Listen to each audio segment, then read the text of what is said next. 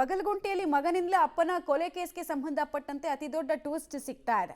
ಮಗನಿಗೆ ಆಸ್ತಿ ಮಾಡಿ ಮಗನಿಂದಲೇ ನತದೃಷ್ಟ ತಂದೆ ಹತ್ಯೆ ಆಗಿರುವಂತಹ ಘಟನೆಗೆ ಸಂಬಂಧಪಟ್ಟಂತಹ ಡೀಟೇಲ್ಸ್ ಸಿಗ್ತಾ ಇದೆ. ಮಗನಿಗೆ ಆಸ್ತಿ ಮಾಡಿದ್ರು, ಮಗನೇ ಸರ್ವಸ್ವ ಅನ್ಕೊಂಡ್ರು. ನೋಡಿದ್ರೆ ಅಡ್ಡದಾರಿ ಹಿಡಿದಂತಹ ಮಗ ಅಪ್ಪನ ಹತ್ಯೆ ಮಾಡಿ ಮುಗಿಸಿದ್ದಾನೆ.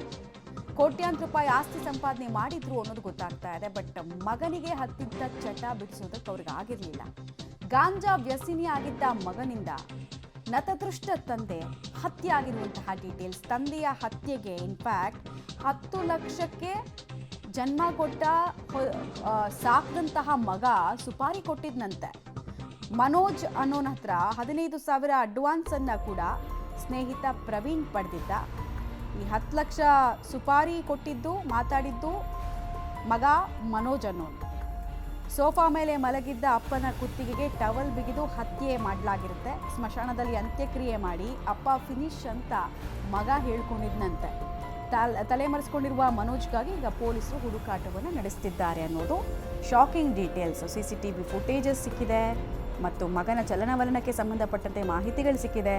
ಕೊಲೆಗೊಂದು ಮೋಟಿವೇಶನ್ ಏನು, ಯಾವ ಕಾರಣಕ್ಕಾಗಿದ್ದು ಕೊಲೆ ಅಂತ ಭೇದಿಸಬೇಕಾದ್ರೆ ಪೊಲೀಸ್ನವರಿಗೆ ಸಿಕ್ಕಿರುವಂತಹ ಮಾಹಿತಿ, ಕಾಲ ಎಷ್ಟು ಕೆಡ್ತಾ ಇದೆ ಮತ್ತು ಮಕ್ಕಳು ಯಾವ ದಾರಿ ಹಿಡಿತಿದ್ದಾರೆ ಅನ್ನೋದಕ್ಕೆ ಇದೆಲ್ಲ ಕೂಡ ಉದಾಹರಣೆಗಳಾಗ್ತಾ ಇದೆ. ಸ್ವಲ್ಪ ಮಕ್ಕಳ ಕಡೆ ಗಮನ ಕೊಡಲಿಲ್ಲ ಅಂದರೆ ಅವ್ರು ಏನಾಗ್ತಾರೆ ಅನ್ನೋದಕ್ಕೆ ಇದು ಉದಾಹರಣೆ. ತಂದೆಯ ಮೃತ್ಯು ಮಗನ ಕೈಯಲ್ಲಿ ಬರೆಯಲಾಗಿದೆ. ಸೊ ಇದೊಂದು ಟಿಪಿಕಲ್ ಸುಪಾರಿ ಕೇಸ್ ಅನ್ನೋ ವಿಚಾರಕ್ಕೆ ಸಂಬಂಧಪಟ್ಟಂತೆ ಕೂಡ ಮಾಹಿತಿಗಳು ಸಿಗ್ತಾ ಇದೆ. ಎಷ್ಟು ಲಕ್ಷಕ್ಕೆ ಇದು ಡೀಲ್ ಆಗಿದ್ದು ಹಾಗಾದರೆ ಆ ಡೀಟೇಲ್ಸನ್ನು ನಾವು ಕೊಡ್ತಾ ಇದ್ದೀವಿ ನೋಡಿ. ಸ್ನೇಹಿತ ಪ್ರವೀಣ್ಗೆ 10 ಲಕ್ಷ ರೂಪಾಯಿ ಸುಪಾರಿಗೆ ಮಾತಾಡಿದ್ನಂತೆ ಮನೋಜ್. ಯಾರನ್ನು ಸಾಯಿಸಕ್ಕೆ? ತಂದೆಯನ್ನು ಸಾಯಿಸಕ್ಕೆ.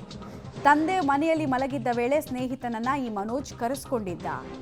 ಸೋಫಾ ಮೇಲೆ ಮಲಗಿದ್ದ ಮಂಜು ಕುತ್ತಿಗೆಗೆ ಟವಲ್ ಬಿಗಿದು ಹತ್ಯೆ ನಡೆಸಲಾಗಿದೆ. ಹತ್ಯೆ ಬಳಿಕ ಏನೂ ತಿಳಿಯದವನಂತೆ ಅಂತ್ಯಕ್ರಿಯೆಯನ್ನು ನಡೆಸಿದ್ದ. ಆದರೆ ಪೊಲೀಸರಿಗೆ ಅನುಮಾನದ ವಾಸನೆ ಬಳಿಯೋದಕ್ಕೆ ಸ್ಟಾರ್ಟ್ ಆಗಿತ್ತು. ಹೀಗಾಗಿ ಹತ್ಯೆ ಮಾಡಿದ್ದ ವ್ಯಕ್ತಿಗಳ ಬಂಡವಾಳ ಬಯಲಾಯಿತು.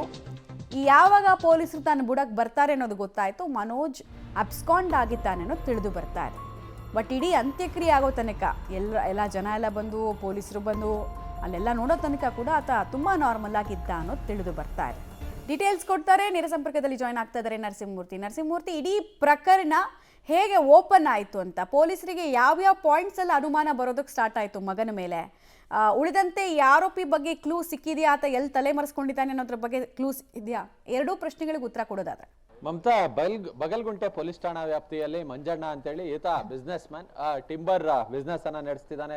ಫ್ಲೈವುಡ್ ಈ ತರದ ಬಿಸ್ನೆಸ್ ಅನ್ನ, ಕೋಟ್ಯಾಧೀಶ ಈತ. ಬಗಲ್ಗುಂಟೆಯಲ್ಲಿ 5-6 ಮನೆಗಳು, ಹಾಗೆ ಕೆಂಗೇರಿ, ಹೀಗೆ ನಾನಾ ಕಡೆ ಸಾಕಷ್ಟು ನಿವೇಶನಗಳನ್ನ ಹೊಂದಿದ್ದ ಈ ಮಗ ಮನೋಜನಿಗೆ ತಂದೆಯ ಆಸ್ತಿ ಮೇಲೆ ಕಣ್ಣು. ಹೇಗಾದ್ರೂ ಮಾಡಿ ಆಸ್ತಿಯನ್ನ ಹೊಡಿಬೇಕು ಅಂತೇಳಿ, ಹೀಗಾಗಿ ಕಳೆದ 2 ವರ್ಷಗಳಿಂದ ಈ ಒಂದು ಪ್ಲಾನ್ ಅನ್ನ ಮಾಡಿದ್ನಂತೆ. ಹೇಗಾದ್ರೂ ಮಾಡಿ ನಮ್ಮಪ್ಪನ ಕೊಲೆ ಮಾಡಿ ಆಸ್ತಿ ಎಲ್ಲ ಹೊಡಿಬೇಕು ಅಂತೇಳಿ. ಹೀಗಾಗಿ ಆತ ತನ್ನ ಸ್ನೇಹಿತ ಪ್ರವೀಣ್ ಎಂಬಾತನಿಗೆ ಸುಮಾರು 10 ಲಕ್ಷಕ್ಕೆ ಸುಪಾರಿಯನ್ನ ಕೂಡ ಕೊಟ್ಟಿದ್ದ.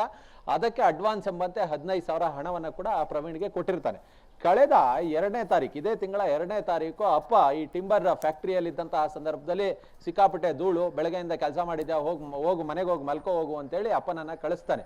ಏನ್ ಇದ್ಕಿದ್ದಂಗೆ ನನ್ನ ಮಗನಿಗೆ ಒಳ್ಳೆ ಬುದ್ಧಿ ಬಂದ್ಬಿಟ್ಟಾಯ್ತಲ್ಲ ಅಂತೇಳಿ ಅವ್ರ ಅಪ್ಪ ಖುಷಿಯಿಂದಲೇ ಮನೆಗೆ ಹೋಗಿ ಮಲಗಿರ್ತಾರೆ. ಆ ಸಂದರ್ಭದಲ್ಲಿ ಈತ ಮತ್ತೆ ಮನೆಗೆ ಬರ್ತಾನೆ. ಮನೆಗೆ ಬಂದಂತವನೇ ಕುತ್ತಿಗೆಗೆ ಟವಲ್ ನಿಂದ ಎಳೆದು ಉಸಿರುಗಡಿಸ್ತಾನೆ. ಆ ಬಳಿಕ ಆತನ ಸ್ನೇಹಿತ ಪ್ರವೀಣ್, ಆತ ಕೂಡ ಕಾಲನ್ನ ಹಿಡಿದುಕೊಂಡು ಇಬ್ರು ಕೊಲೆ ಮಾಡ್ತಾರೆ.